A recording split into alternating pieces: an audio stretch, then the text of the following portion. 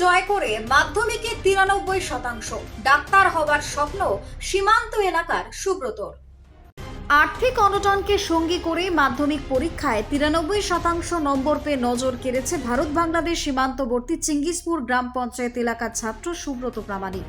কৃষক পরিবারের সন্তান সুব্রতর এই সাফল্যে খুশির হাওয়া গোটা এলাকায়।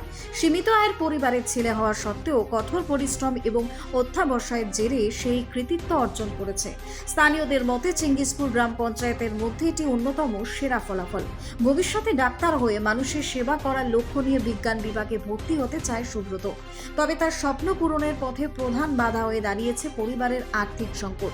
তবুও হার না মেনে উচ্চশিক্ষার স্বপ্ন বুকে নিয়ে এগিয়ে চলেছে এই মেধাবী ছাত্র। তার সাফল্যে গর্বিত পরিবার এবং এলাকার মানুষজন। Bureau report, Hili news Bangla. আমি 700-র মধ্যে 651 পেয়েছি। কত পার্সেন্টেজ? 93% পেয়েছি। কোন স্কুলের তুমি স্টুডেন্ট? সোবরা ইজি হাই স্কুলে, জিনিসপুরে। চিঙ্গিসপুরে। তুমি কি স্কুলের টপার? হ্যাঁ, না গোটা অঞ্চলের? অঞ্চলেরও টপার। এই এখন কি নিয়ে পড়াশোনা করতে যাচ্ছো? এখন সায়েন্স নিয়ে পড়াশোনা করতে যাচ্ছি এবং পরবর্তী সময়ে ডক্টর হওয়ার ইচ্ছা আছে।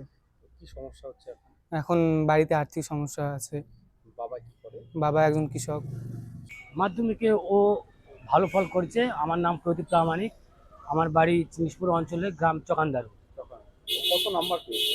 ও নাম্বার পেয়েছে 93% নাম্বার পেয়েছে। ওটা কি স্কুলের টপ? হ্যাঁ, স্কুলের টপ, মানে অঞ্চলের টপ আর কি। অঞ্চলের পুরো অঞ্চল। হ্যাঁ। এই যে ওর এত পড়াশোনা ভালো, এখন কি সমস্যা হচ্ছে আপনাদের?